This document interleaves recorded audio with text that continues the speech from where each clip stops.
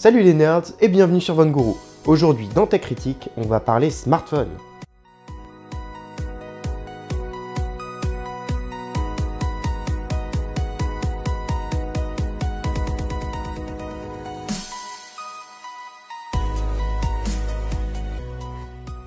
De plus en plus de marques investissent sur le marché des téléphones portables intelligents.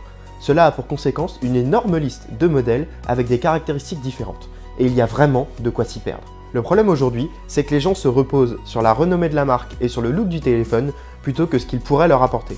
Et c'est dommage tellement les possibilités sont nombreuses. Étanchéité, capteur d'empreinte, son stéréo, USB-C et bien d'autres encore. Chaque téléphone est unique et il ne faut pas tomber dans le piège de la facilité. Il ne faut pas prendre un téléphone parce que tout le monde l'a et qu'il est à la mode. Il faut trouver le smartphone qui vous convient.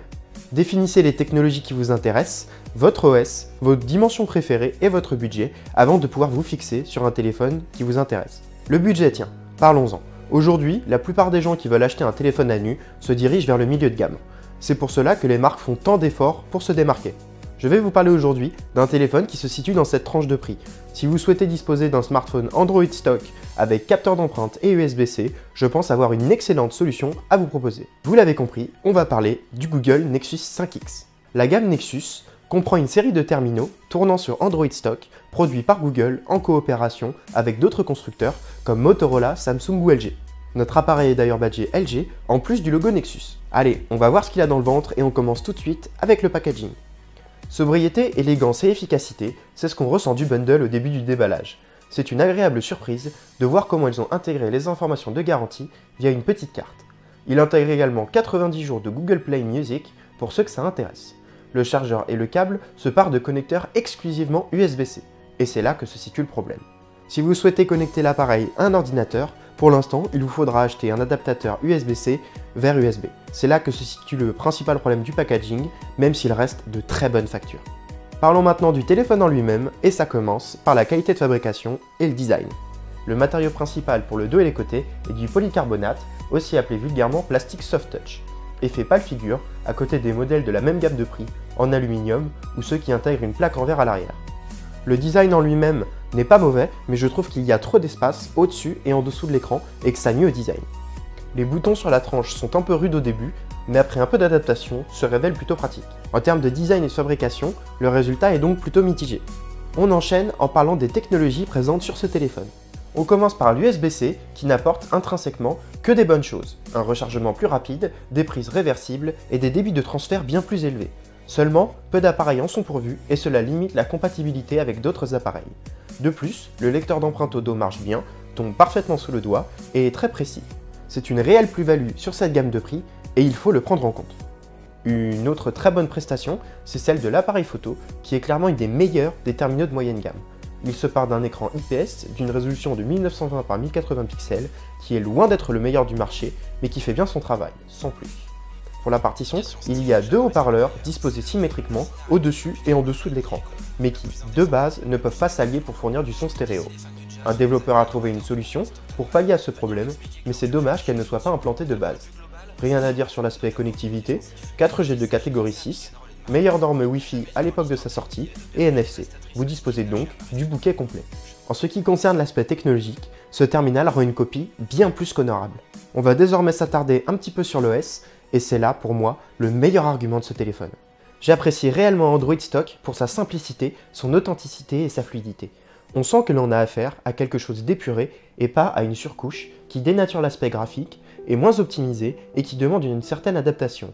De plus, comme ce sont des terminaux du géant américain, ils sont les premiers à recevoir les mises à jour d'Android et à proposer de nouvelles fonctionnalités toujours plus intéressantes. Pas trop simple, pas trop compliqué, bien optimisé et ultra fonctionnel.